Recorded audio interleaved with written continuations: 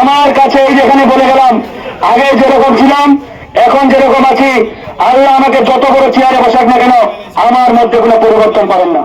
বনগাঁও বাজারে গণ অধিকার পরিষদের নির্বাচনী পথসভা ও অফিস উদ্বোধন।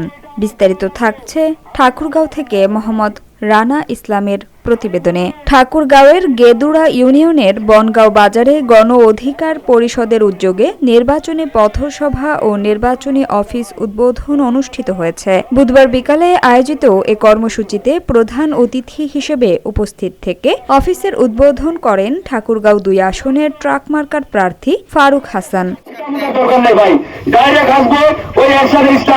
এটা আজকে থেকে সরকারি স্কুল হয়ে গেছে, কোনো ফাইল ফুল নাই, বুঝতে পারেন তো। এরশাদ কিন্তু এরকম ছিল।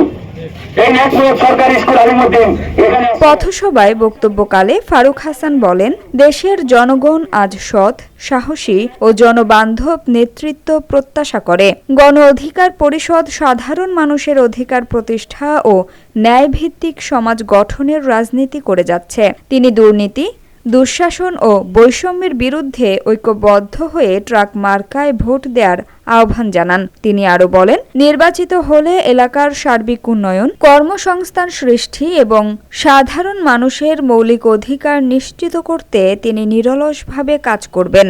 এ সময় গণ অধিকার পরিষদের স্থানীয় নেতাকর্মী, সমর্থক ও বিভিন্ন শ্রেণী পেশার মানুষ উপস্থিত ছিলেন। পথসভা শেষে নির্বাচনী প্রচারণা আরও জোরদার করতে নেতাকর্মীদের প্রয়োজনীয় দিক নির্দেশনা দেন।